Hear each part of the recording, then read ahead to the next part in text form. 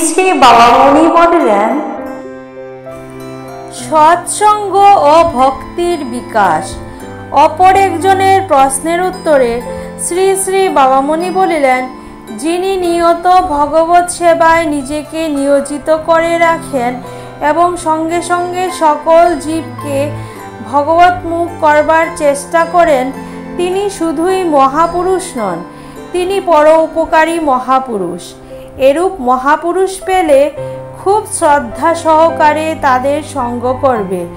সৎসঙ্গ থেকে মহতের সদ্গুণসমূহ অন্তরে অনুপ্রবিষ্ট হয়, তাতে ভগবত ভক্তির বিকাশ ঘটে। ভগবত ভক্তি তোমার স্বভাব। অপর একজনের প্রশ্নের উত্তরে শ্রী শ্রী বাবামণি বলিলেন, সমগ্র জগৎ একদিন কোটি কোটি ভক্তে পূর্ণ হয়ে যাবে, এটা অলস কল্পনা নয়, বরং এটাই একান্ত স্বাভাবিক। তোমাদের প্রত্যেকের প্রকৃত মূর্তিটি হচ্ছে এক একজন অনুরক্ত ভক্তের। একথা তোমরা জানো না বলেই তোমাদের এত সন্দেহ। ভগবত পাদপদ্মে নিজেকে সঁপে দেওয়াই তোমার স্বভাব। কৃত্রিম শিক্ষায়, কৃত্রিমতাপূর্ণ জীবনের প্রভাবে, কৃত্রিম সভ্যতায় ও কৃত্রিম সংস্কারে আচ্ছন্ন হয়ে আছো বলেই তোমার নিজের স্বভাবকে নিজে জানাতে পারছ না। কালক্রমে তোমার স্বভাব তোমাতে ফুটে উঠবে, এতে সংশয়ের কিছু নেই। যত্ন চেষ্টা করে নিজ ভাবকে ছেড়ে পরভাবকে অঙ্গীকার করেছ, তাই এত সংশয় সন্দেহের ঘন তমৃষ্ণা। নামকে আশ্রয় করো, নামে ডোবো, নামে মজো। নামের আলোকে নিজের স্বরূপ প্রত্যক্ষ দর্শন করতে পারবে। ভগবত ভক্তি বনাম জড় সভ্যতা। শ্রী শ্রী বাবামণি বলিলেন, সর্বজীব ভগবত ভক্ত হবে বলেই রেল উঠে যাবে, টেলিগ্রাফ উঠে যাবে, ট্রাম, মোটর, স্টিমার উঠে যাবে তা নয়। জড় সভ্যতা থেমে যাবে না, বরং নিজের স্বাভাবিক পরিণতিতেই বেড়ে চলবে। কিন্তু এতদিন তোমরা ছিলে এই জড় সভ্যতার দাস, তখন এই জড় সভ্যতা হবে ভক্তের দাস, ভক্তির দাস, ভগবানের দাস। ইঞ্জিন ড্রাইভার সেদিন ইঞ্জিন চালাতে চালাতেও ভগবানের চরণের সাথে নিজের অন্তরকে প্রেমের ডোরে বাঁধতে চেষ্টা করবে। টেলিগ্রাফ মাস্টার সেদিন এক স্থানের খবর অন্য স্থানে পাঠাতে পাঠাতে সেই টরে টক্কার মধ্য দিয়েই নিত্য প্রেমের অনুশীলন করবে, অর্থাৎ দেহ দেহের কর্তব্য করতে কুণ্ঠিত হবে না, কিন্তু মন থাকবে ভগবত সেবার অনুগত এবং দেহ হবে সেই সেবক মনের অধীন। ভক্তদের জাতিভেদ নাই। অপর একজনের প্রশ্নের উত্তরে শ্রী শ্রী বাবামণি বলিলেন, দুই শ্রেণীর লোকের জাতিভেদ বুদ্ধি থাকে না। এক শ্রেণীর লোক হচ্ছেন ভক্ত, আরেক শ্রেণীর লোক হচ্ছে লম্পট। লম্পট পুরুষের দৃষ্টি যে রমণীর উপরে যায়, তার মাঝেই নিজের ভোগের বস্তু খুঁজে বেড়ায়। ব্রাহ্মণের মেয়ে আর চণ্ডালের মেয়েতে তার ভেদজ্ঞান থাকে না। সুস্থ লাবণ্যবতী আর রুগ্ন কঙ্কালমূর্তি, এ দুয়ের ভিতরে পার্থক্য করার তার ক্ষমতা থাকে না। গৌরবর্ণা না কৃষ্ণাঙ্গী, তার বিচার থাকে না। একবার চোখে পড়লেই হলো, মন তার পিছনে পিছনে ছুটে বেড়াবে।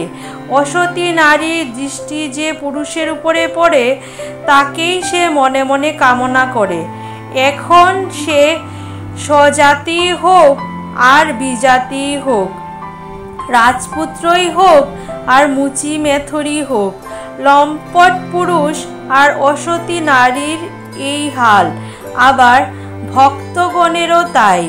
স্ত্রী দেখুন আর পুরুষ দেখুন, সকলের মাঝে সেই প্রেমঘন তনু শ্রী ভগবানেরই ভক্তদের উপস্থিতি তারা লক্ষ্য করেন।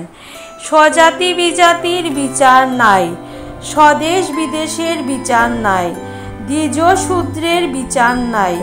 সকলের মাঝেই তারা সেই একই পরম দ্বৈতে নিত্য সেবকদের অস্তিত্ব লক্ষ্য করেন। উদ্ধারণ ঠাকুর সোনার বেনের ছেলে প্রভু নিত্যানন্দ তার হাতের পক্কান্ন খেতে কি দ্বিধাবোধ করেছিলেন? ঠাকুর হরিদাসকে সর্বশ্রেষ্ঠ ব্রাহ্মণ জ্ঞানে কি অদ্বৈত আচার্য পিতৃশ্রাদ্ধের পাত্র অর্পণ করতে কোন বংশে তার জন্ম সেই বিচার করেছিলেন? বরঞ্চ ভক্ত সমাজে হরিদাসের এত সম্মান যে তাকে জবন হরিদাস বললে দস্তুর মতো অপরাধ করা হলো বলে মনে করা হয়।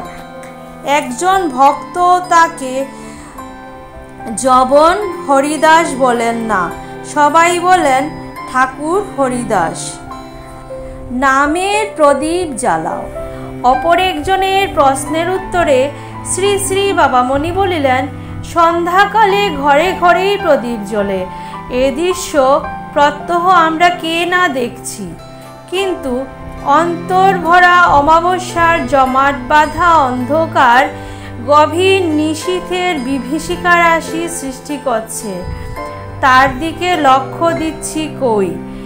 জালো দীপশিখা নগরে নগরে, তুমি যে তিমিরে, তুমি সে তিমিরে। বাইরে প্রদীপ জেলে কি হবে, সে প্রদীপ তো কিছুক্ষণ পরেই নিভে যায়।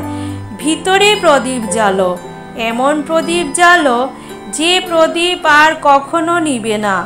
মোহতমসার নিবিড় পরাক্রম ভগবানের নামের বাতি জেলে পরাহত করো। লক্ষ যুগের অন্ধকারও একটিমাত্র প্রদীপ শিখাতেই দূর হয়, কিন্তু এমন শিখা জ্বালো যা আর নিভে যায় না, যা কিছুতেই নিষ্প্রভ হয় না। শিখা মাত্রই চঞ্চল, কিন্তু এমন শিখা জ্বালো যা অচঞ্চল সুস্থির। নাম চালাও অবিরাম অবিশ্রাম নিরবধি, নাম চালাও অহর্নিশ অনুক্ষণ অফুরন্ত। সর্বভূতে গুরু দর্শন। একজনের প্রশ্নের উত্তরে শ্রী শ্রী বাবামণি বলিলেন, জগতের সকলকে তোমার গুরু করো, অর্থাৎ সর্বভূতে গুরু দর্শন করো। সকলের সাথে এমন আচরণ করো যেন তারা প্রত্যেকে তোমার নিকটে একটি না একটি শিক্ষণীয় তত্ত্বের আবরণ উন্মোচন করেন।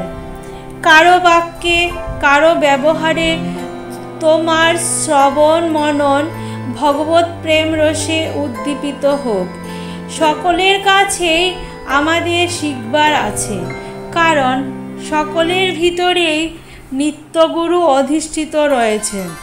কিন্তু কারো কাছেই আমরা কিছুই শিখতে পারি না বা কিছুই শিখবার মতো পাই না, কারণ আমরা কারো ভিতরেই নিত্যগুরুর অবস্থিতির লক্ষ্য করবার জন্য দৃষ্টি পরিচালনা করি না। বিনীতভাবে প্রেমময় নয়নে আমরা কারো পানে তাকাই না, তাকাই উদ্যত অহমিকা নিয়ে, তাকাই প্রাণ ভরা অহংকার নিয়ে। নিজে কত মহৎ, নিজে কত শ্রেষ্ঠ, সেই দাম্ভিকতা নিয়ে। চিত্ত বিনীত হলে ভগবান প্রত্যেকটি আধারের ভিতর দিয়ে তার জ্ঞানদাতা মঙ্গলময় রূপটি নিয়ে আত্মপ্রকাশ করেন। শুরু থেকে শেষ অবধি আমার এই ভিডিওর পাশে থাকার জন্য আমার সকল বন্ধুদের জানাই অসংখ্য ধন্যবাদ। আপনারা সবাই ভালো থাকবেন, সুস্থ থাকবেন। আবার কথা হচ্ছে পরবর্তী ভিডিওতে। ততক্ষণ আপনারা সবাই আপনাদের খেয়াল রাখবেন আর ভালো থাকবেন।